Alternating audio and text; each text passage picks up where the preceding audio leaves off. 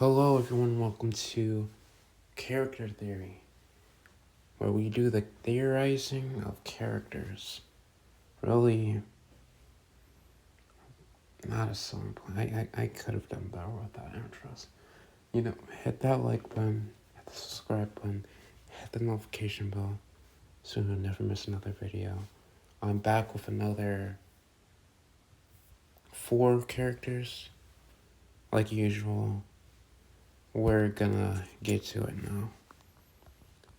One of the more interesting characters of the mythos of this universe that they reside in.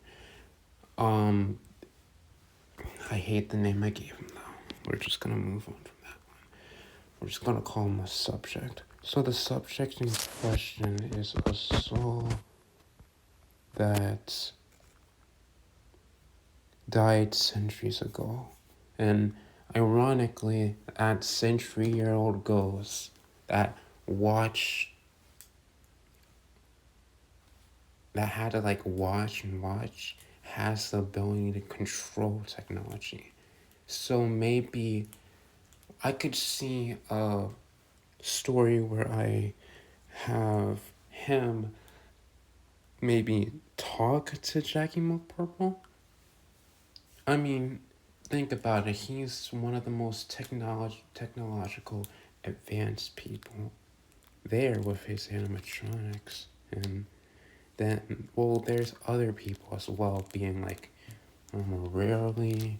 There's also Dr. Iron, and then there's, well, the main 2 are just, well, main 3 if you count Mr. Kino, but there's so many candidates, but Jackie Mo Purple just makes the most sense to want to at least not get on bad terms with. So, of course, you need to talk to them.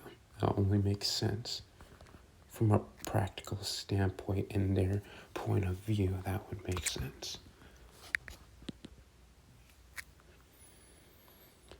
Oh, okay. Let's see. Let's search this.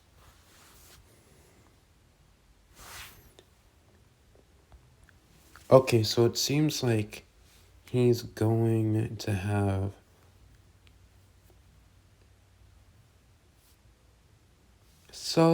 there's gonna be a final battle between Jackie Mo Purple and Armor Really years into the future. Well, we actually got to explore everything the world had to offer.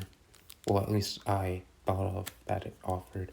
Anyways, the final battle, it's the army men of the Humanics and the Grim Fates up against each other. Jackie Mo Purple won. And at the end, he wins. But after all of his victory, he feels lost. He has nothing now. His drive for wanting to do all of this is gone. His reasoning for doing all of this, going through all of the pain, the loss, dealing the pain and the loss, being the pain and the loss, has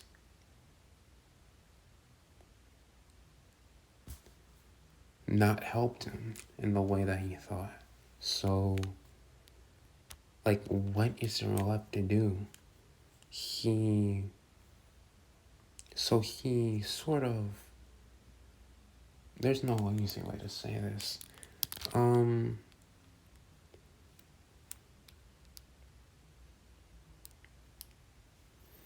Remains of the world that is so rich with content of these stories all revolved around Jackie and Armo's rivalry. When Armo rarely died and Jackie Purple One, he ironically lost because his reason and his reasons for doing all of this were all in vain, and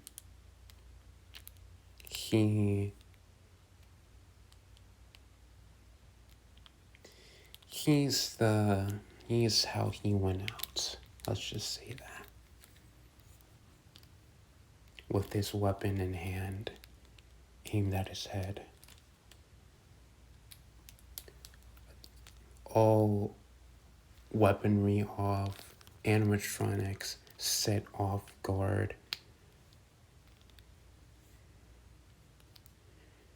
All things neutralized except him. He pulls the trigger and it ends there, with his remains cleaning up what he has wronged. Or at least something like that. That thing. What happens is that the canon event is that he kills himself at the end of his story. No matter what happens, that's gonna happen.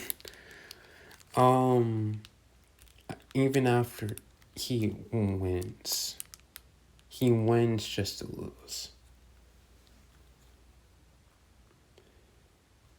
I think that's the most tragic part of the character, that he goes through all of, like, things you can't even imagine a human to achieve and make and be and create, to fight, to destroy, to move, to do and grow.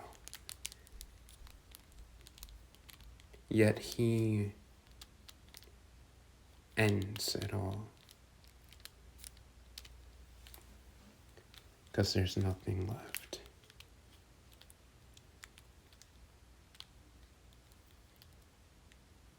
Maybe I should, because it feels like, I think I should dedicate, a whole chapter to it. Like, the aftermath. Him living in an empty world where he wins, quote unquote, but, I mean, he like, all the outsmarting, all of the technologies, all of the weaponry, all of the allies, an all-out war, he wins, and then we have to, see the process, the breaking down moment. You have to see it in order for you to, feel it, to, feel emotion, to actually grasp how he's feeling, So it's hard to explain this sort of character with a fate like that. With a man with such a tragic story ends in such a tragic way, even when he has everything he could have wanted. He doesn't want it, because there's nobody else to clap for what he wanted, to clap for his victory. That's the true ending. Sorry, I went on a little monologue. And I completely ran away from the character in question. My goodness. Anyways. Again, I'm gonna call this thing a subject because the name sucks.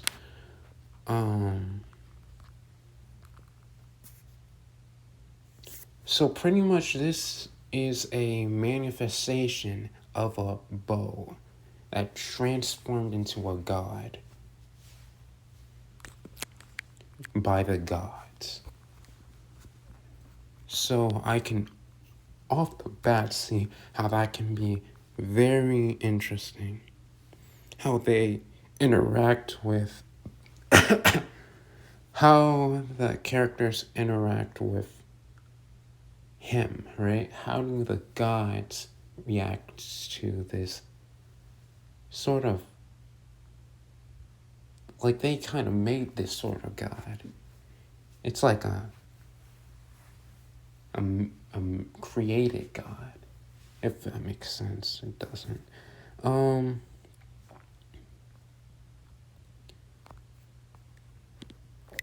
And how ultimately the followers of all these other gods, the created of all of the other gods, how they treat this god who was also created by the gods. Wouldn't that mean they're part of all of the gods?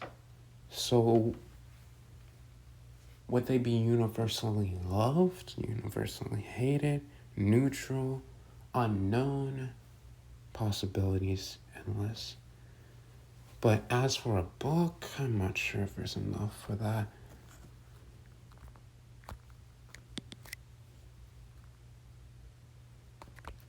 Let me see if there's anything in the database.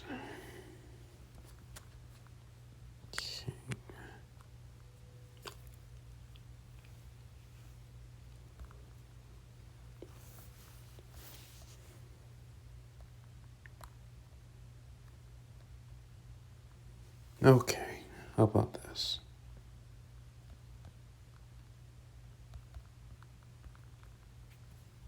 Yeah, not even here. Okay. Alright. So, yeah, that's it for that guy. He's just a manifestation of a bow turned into a god.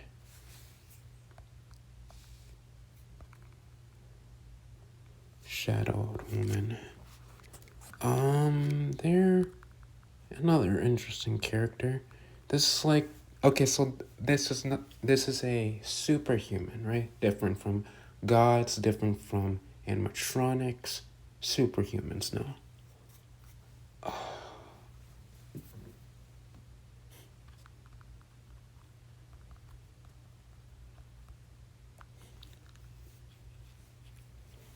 I took inspiration from Sonya Blade, but then I kind of added some darkness. I added this dark ability to manifest it and control shadows itself, darkness itself. So, and they're definitely gonna have a relationship with this guy right above him. Yeah, this subject right here, the master and creator of the deadly dragons, they're gonna have some issues involved with them. So, yeah. I'm pretty sure I didn't. All of these characters have just been avoided. I'm not sure why. Yep. Nope. They're not there either. Last character of the day, racing. Wait, hang on. That's cool. That is kind of cool. Anyways, the Racing King. From the Dr. Mana universe. It's really hard to keep up with all of this because they're not all in the same universe. And it's like keeping up with different fandoms at the same time, which most people do. So it's relatable how it's so hard to keep up with all of the stories and whatnot. What am I doing again? Racing King. I can't even. Let me just do this. Oh, this guy. He can warp reality with a pencil. And that's an eraser that can erase things. Anything. This is one of the more comical abilities, but more powerful when you look at it from the right angle.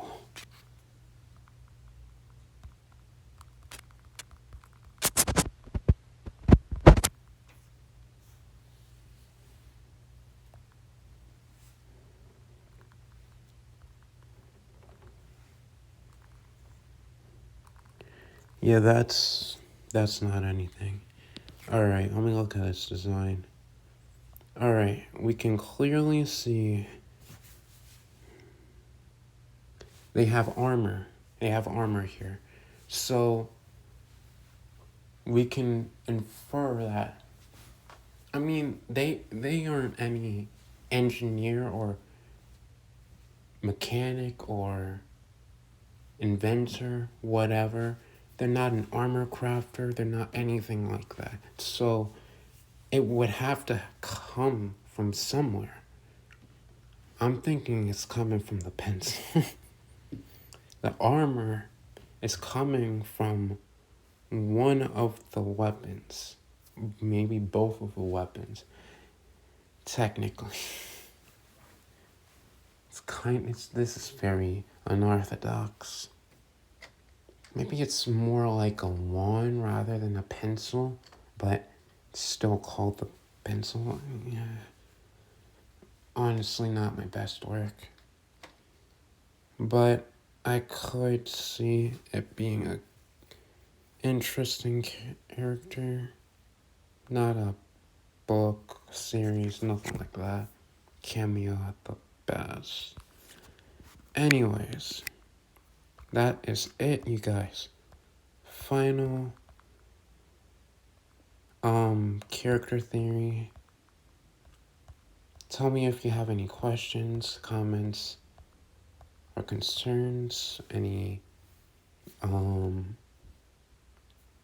speculation, any theories, because I'm really getting into it again.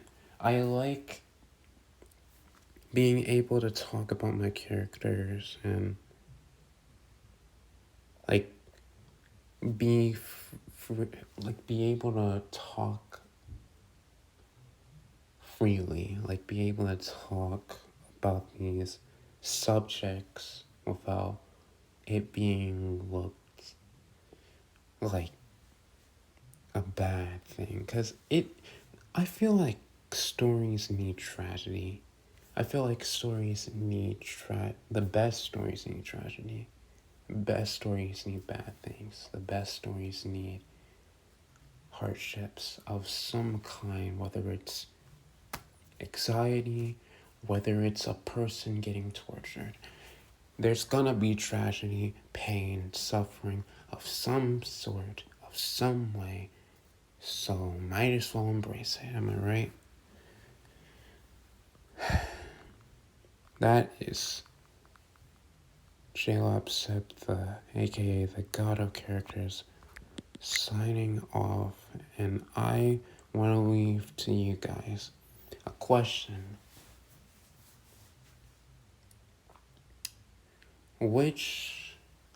No, I don't, what character really deserves a book? Like, what character could you see me writing about? Or, like, you feel a connection to the character, alright? I'm gonna ask that question every day now, or something like it. You have this ghost that can manipulate technology that's seen things for centuries, that's been dead for centuries. You have this bow that's been manifested and turned into a god by the other gods. Then you have this shadow manipulator that has connections to some of the most powerful and ruthless people on their planet. And then you have a king you have a person with a pencil and an eraser that's overpowered. That's pretty much it. But yeah, tell me which one you like better. Just go with option 1, option 2, option 3, or option 4. Doesn't really. I'm not trying because the names suck. So they're gonna get new ones. Don't worry. Yeah. Bye.